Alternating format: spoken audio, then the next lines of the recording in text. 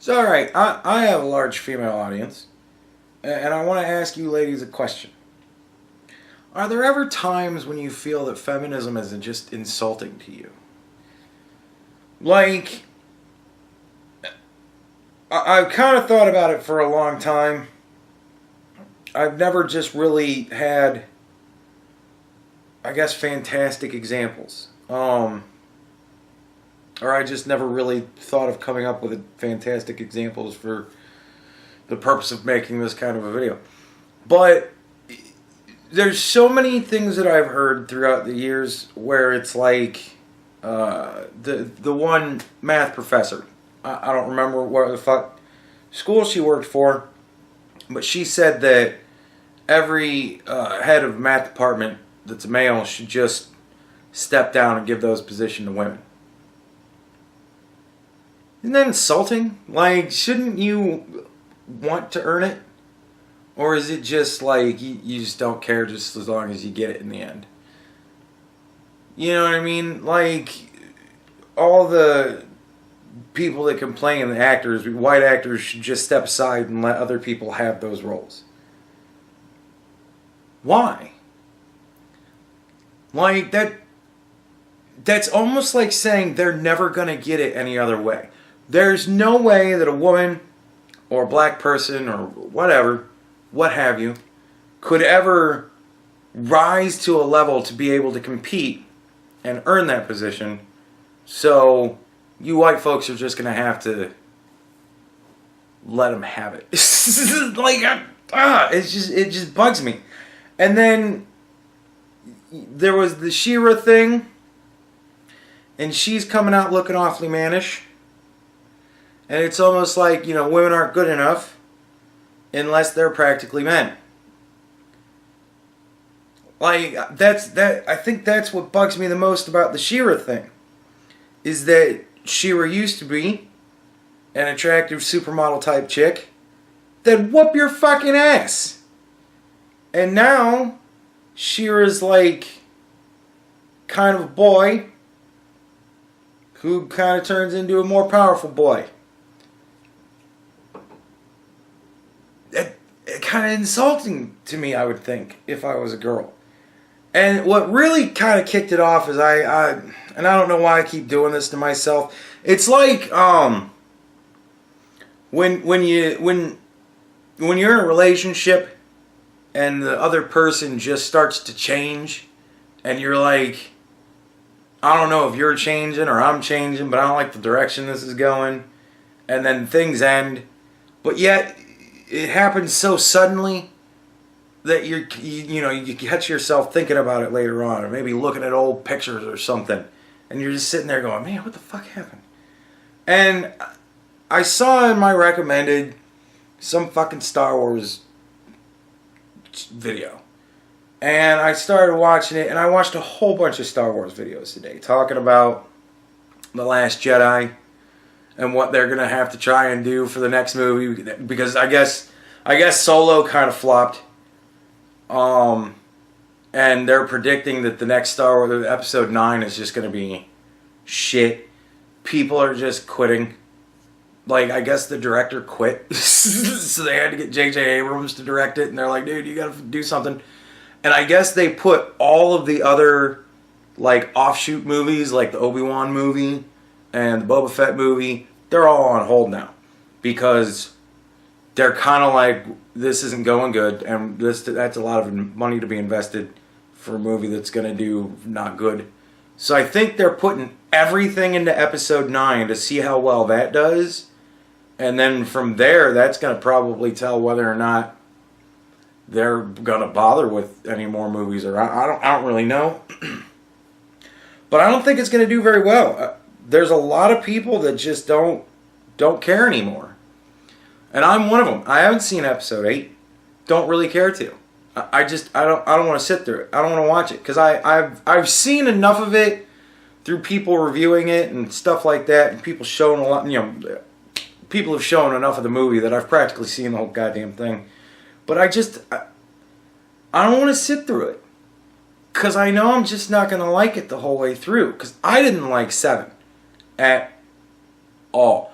I certainly don't want to watch 8, and I have no desire to watch Solo or 9. I hated Rogue One. I thought it was just terrible. It didn't really have a story. It was a story that could have been done in like 20 minutes, but they drew it out to be the entire fucking movie. And it was just awful. I've never seen one battle essentially take 2 hours out of a movie. It's just terrible. And 7 was just... But like, everybody's going on about how Rey is this amazing female hero, and she's the new ideal fucking, this is our superhero girl. And it's like, she doesn't really do anything. She doesn't really have any sort of character to her. You know what I mean? Like the comparison is obvious. Luke and her. Luke started off this kind of fucking douchebaggy, whiny little brat of a kid on this shit desert world, the asshole of space, and he has to kind of grow up real fast. You know, you see his step-parents killed. He has to kind of go through that at the same time as everything else, and he winds up getting thrown into this crazy fucking thing, and a lot of disappointing things happen, a lot of bad things happen to him. It wasn't all just, you know, already there. He had to work. The effort had to be put in. And there's a whole section of time that they were planning to do a movie. I guess at one point, in between Empire Strikes Back and Return of the Jedi, there was a whole book in between that called Shadows of the Empire, which kind of bridges the gap. And it's all about Leia and Lando and Chewie trying to figure out a way to get Han. And, you know, pretty much all of Luke's training. And it's a really good book. If you haven't read it, it's a really good book. Anyways. But there's a whole lot of work that goes into it. You know, Obi-Wan doesn't just give him the fucking lightsaber in the first movie, in episode 4, and be like, there you go, Luke, you're a Jedi now. Like, there was a lot of fucking work that went into it. And, you know, you had to watch Luke struggle through training with the lightsaber against the little ball shooting lasers at his ass. And shit like that. But in episode 7, it's like, they give Rey a lightsaber, and then all of a sudden she's like the most powerful fucking Jedi ever, and she knows everything, and she's just able to use it all. It took Luke forever just to be able to do fucking anything. And he's supposed to really be like the most powerful Jedi in the universe. And she could just do whatever. And she's fighting against Kylo Ren with a lightsaber. And she's badass as fuck. And even the other dude, the forgive me, because I don't know his fucking name, the black dude, even he gets a lightsaber at one point, and he's fucking whooping ass with it. And it's like, where the fuck did all this talent come with all these people? And it's kind of like the feminist thing. Just give it to us. Just let us do it. We'll be great. Don't you worry. We don't need any training or help or knowledge on the subject. You just give it to us. We'll do fantastic. And it's like, no, you shouldn't. I don't want to watch that. Because it's insulting to me. Like, to see 3 episodes of a movie series and to watch a guy bust his ass to be able to do the things that she could just fucking up and do. I don't know how any of you women think she's a great role model. Because she isn't. She didn't have to do any work. She didn't have to strive or persevere. There's no conflict with the fucking character. She's dealing with some whiny fucking douchebag. That's the worst thing that's happening to her. Everything else is just... It just all works out fucking fantastically. Doesn't it? And that's pitiful. It's sad. I don't think that little of women. I think that they can deal with some strife. I think that they can overcome some difficulties. And that's what I don't get. How so many women are into modern feminism when it essentially tells you you're not good enough to fucking actually do it on your own. It all just has to be given to you. The script of life just needs to always work in your favor, ex machina style, or else it's just going to be sad and nobody's going to be able to figure it out. I don't know. It just bugs me. It's bugged me all fucking day long. The whole Star Wars thing has bugged me. And then it made me start thinking about it more. And I'm just like, isn't that insulting? Shouldn't it be insulting? Am I the only one that's insulted on behalf of women? I don't know. Maybe, yeah, I don't know. Maybe you're all sitting there going, yeah, no, fuck that shit. I don't have to work for anything. Just give it to me. But, is that really the person you want to be? It's not the type of person I would look up to as a role model. So, any of you women out there who are having your little girls watch this movie going, yeah, that's going to happen to you. Good Christ, are you setting them up for massive failure and disappointment, because it's not always that easy. Sometimes you have to work for it. Fuck that. All the times you have to work for it. Some way or another. But, I don't know. It just bugged me. It's all I've been able to think about all day.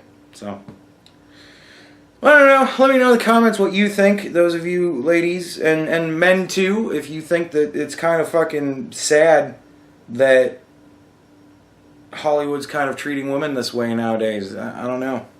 It just bugs me. Every time I see a movie, like I'm really nervous for Miss Marvel, because all the Marvel movies, you know, they kind of playfully reference social justice type stuff. You know what I mean? Like in Ragnarok, there's a line where Thor says something about, oh, I totally think the women, you know.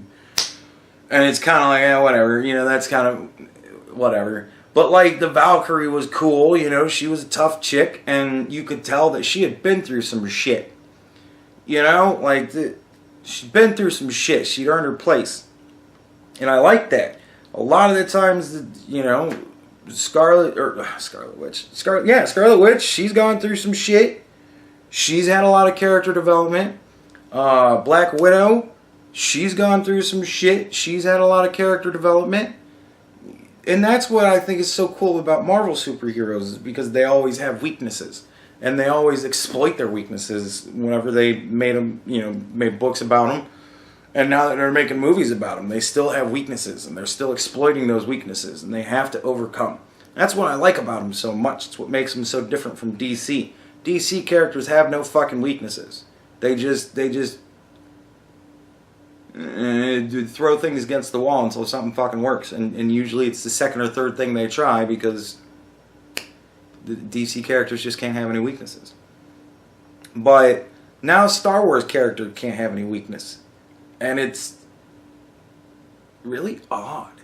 It's really odd to see, because real life isn't like that, and it's, I don't know. I just, me personally, if I was a woman these days, and this was the kind of thing that they were giving me and saying, this is what, you know, this is what we're doing for you to make you feel empowered, I'd be like, that shit doesn't make me feel empowered.